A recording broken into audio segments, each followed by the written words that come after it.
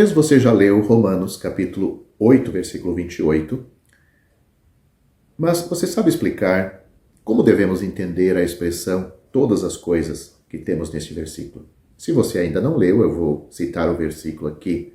E sabemos que todas as coisas contribuem juntamente para o bem daqueles que amam a Deus, daqueles que são chamados segundo o seu propósito. Esse é o versículo. Enquanto em Romanos capítulo 8, versículo 26, somos lembrados de que não sabemos pelo que devemos orar como convém, Paulo agora escreve, sabemos, no versículo 28, introduzindo uma declaração de verdade conhecida por revelação, que todas as coisas contribuem juntamente para o bem daqueles que amam a Deus, daqueles que são chamados segundo o seu propósito. As experiências cotidianas de todas as coisas são boas ou ruins? As consequências favoráveis e adversas trabalham juntamente para o bem? O apóstolo está falando do bem presente ou do bem eterno? Aqueles que amam a Deus são uma classe especial de cristãos? Já que todos, a palavra todos nas Escrituras nunca é qualificado, deve se referir ao que é aplicado nos versículos 29 e 30. É necessário levar em conta o contexto. A palavra que temos aqui para, no versículo 29, significa por causa. Paulo está afirmando claramente aqui aquelas coisas que cooperam com o nosso bem. Assim, todas as coisas não são aquelas mencionadas nos versículos 38 e 39, ou seja, as circunstâncias da vida, sejam elas boas ou más. Deixa eu ler os versículos 38 e 39 para você entender que não são essas coisas que Paulo está fazendo referência, que nos ajudam.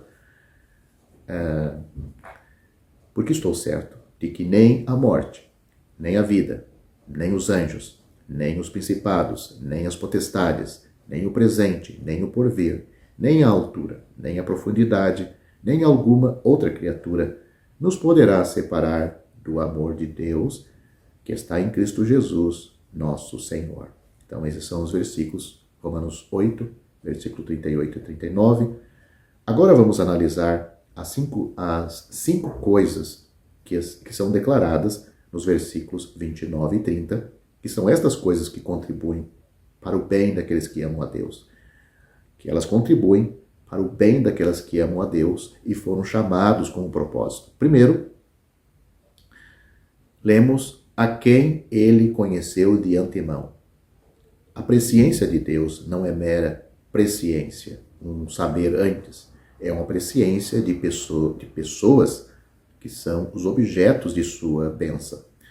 Segundo, ele diz que ele também predestinou. A predestinação de Deus, ou seja, predestinar é marcar de antemão. Aqueles conhecidos de antemão foram designados por Deus para serem como seu filho.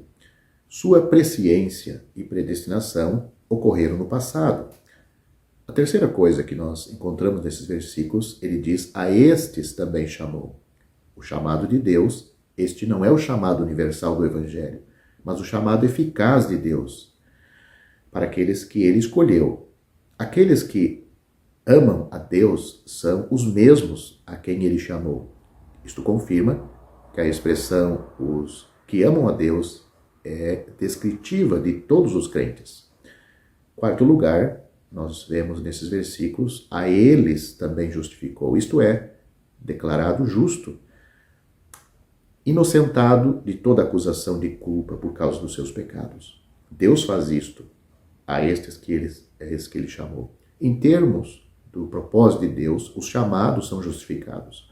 A vocação e a justificação ocorrem no tempo. Quinto lugar, a eles também glorificou.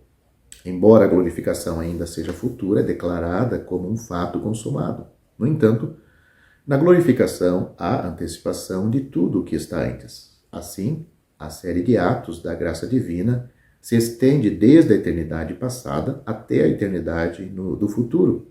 se podemos falar em tais termos, eternidade passada e futura, todas estas coisas, o termo no versículo, todas as coisas do versículo 28 de Romanos 8 são, portanto, a presciência de Deus, sua predestinação, seu chamado, sua justificação e sua glorificação.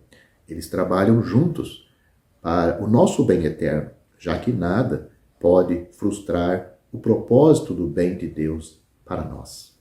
Quero aproveitar e deixar uma palavra para você que não tem certeza ou segurança da sua salvação. Me faço uma pergunta: será que está seguro um homem parado no topo de um penhasco escorregadio? Se ele está constantemente em perigo de cair, então nunca se pode dizer que ele está seguro.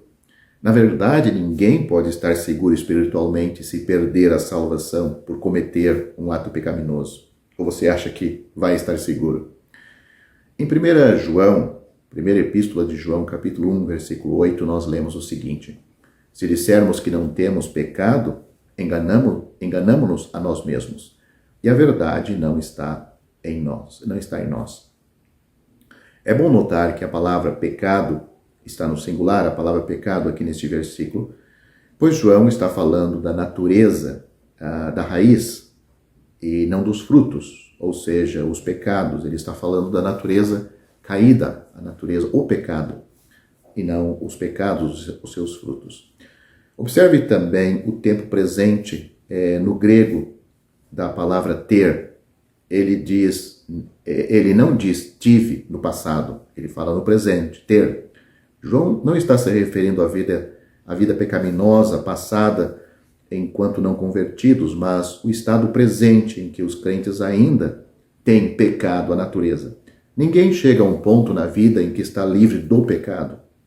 Não existe tal coisa como um crente vivendo em um estado sem pecado.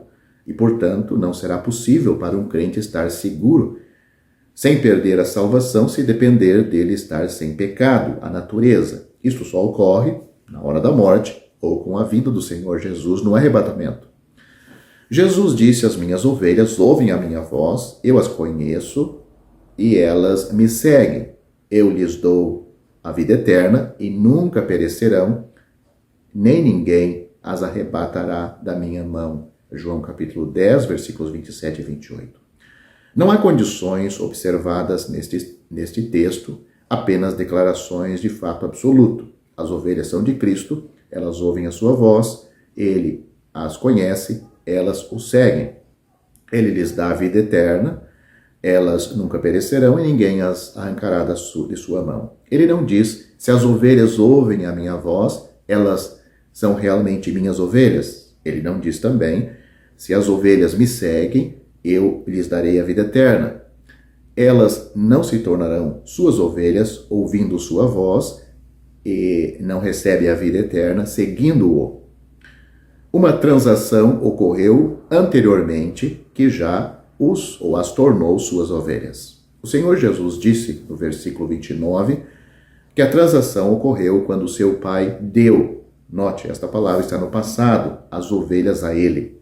João capítulo 10, versículo 29. Agora que eles ou elas pertencem a Cristo, é de se esperar que as ovelhas façam o que as ovelhas geralmente fazem. Elas conhecem a voz de seu pastor e seguem sua liderança. Elas não seguirão nenhuma outra voz. Ele deixou isto claro nos versículos 4 a 5. As ovelhas o seguem, porque conhecem a sua voz, e não seguirão o estranho, mas fugirão dele, porque não conhecem a voz dos estranhos. Jesus disse: eu sou a porta, se alguém entrar por mim, salvar-se-á, ou será salvo, e entrará e sairá e achará pastagens. É uma figura de uma ovelha. João capítulo 10, versículo 9. Alguns defensores da segurança condicional sobre a salvação argumentarão que podemos seguir o Senhor Jesus hoje e seguir outra pessoa amanhã. Se assim for, devemos nos arrepender e começar a seguir o Senhor novamente. O texto argumenta contra esta possibilidade. As ovelhas de Cristo seguem a Ele e somente a Ele. Elas não obedecem nenhuma outra voz. A peregrinação cristã não é tratada em João capítulo 10. As ovelhas de Cristo o seguem. No entanto, nenhuma ovelha faz isto perfeitamente. Por sua própria natureza, as ovelhas vagueiam às vezes. Mas vagar e seguir a voz de outra pessoa são duas coisas bem diferentes. O que acontece quando as ovelhas vagueiam? E se elas não seguirem sua liderança o tempo todo? O que acontece? Se vagueiam e não seguem a sua liderança o tempo todo, elas ainda são propriedades do pastor? Elas ainda são suas ovelhas? Elas ainda estão sob seus cuidados? Sim. Quando elas vagueiam, o pastor realmente as estimula, junto com seu cajado, a seguir na direção certa novamente. Mesmo se elas vagueiam longe, ele vai atrás das ovelhas, porque elas são suas ovelhas. Mas não há nenhuma sugestão neste texto de que podemos vagar e ficar perdidos e necessitados de salvação mais uma vez. Isto implicaria que Cristo é incapaz de manter aqueles sob os seus cuidados. Poderíamos ter esperado que o Senhor Jesus dissesse no versículo 24, aí de João capítulo 10, as minhas ovelhas ouvem a minha voz e me conhecem. Em vez disso, ele disse, eu as conheço. Porque ele está enfatizando a segurança das ovelhas, seu conhecimento delas é mais importante do que seu conhecimento dele, ou seja, o conhecimento dele pelas ovelhas é mais importante do que o conhecimento das ovelhas dele, em relação a ele. Porque Cristo conhece suas ovelhas, ele nos guardará e protegerá. O uso da palavra mão, aqui no texto, na declaração do Senhor, ninguém as arrebatará da minha mão, não está enfatizando tanto uma mão física, de 5 dedos, que envolve o crente, mas sim o fato de que as ovelhas estão sob os seus cuidados e custódia. As ovelhas pertencem a ele. O fato de que ninguém os arrancará de sua mão indica pelo menos 2 coisas. Primeiro, não há ninguém poderoso o suficiente para levar suas ovelhas. Ao contrário do mercenário, dos versículos 12 a 13, é por isso que ele, o Senhor, pode dizer, eles nunca perecerão, ou elas nunca perecerão, no versículo 28. Segundo, as ovelhas nunca se tornarão propriedade de ninguém, mas sempre pertencerão a ele. Os falsos ensinadores geralmente ignoram a ênfase desta passagem na propriedade minhas ovelhas, meu Pai que mas deu elas.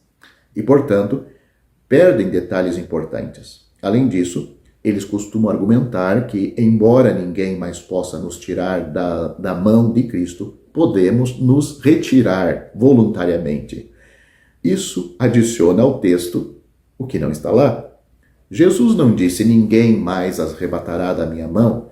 Ele disse, ninguém, incluindo aquele na mão de Cristo. A menção de seu Pai no versículo 29 é linda e fornece uma dupla segurança para o crente. A frase que conclui os versículos 28 e 29 são quase idênticas. Uma diferença é que ele disse que ninguém deverá nos arrancar de sua mão, versículo 28. Ele acrescenta que ninguém pode nos arrancar da mão de seu Pai, no versículo 29. Nenhuma ovelha se perderá, porque nenhuma ovelha pode se perder. Ele é tão forte que as ovelhas nunca precisam temer. Jamais pereceremos. Nos foi dada a vida eterna. Estamos nas mãos divinas, porque pertencemos ao bom pastor. O Senhor Jesus Cristo disse, quem ouve a minha palavra e crê naquele que me enviou, não entrará em condenação, mas passou da morte para a vida. Ele também disse,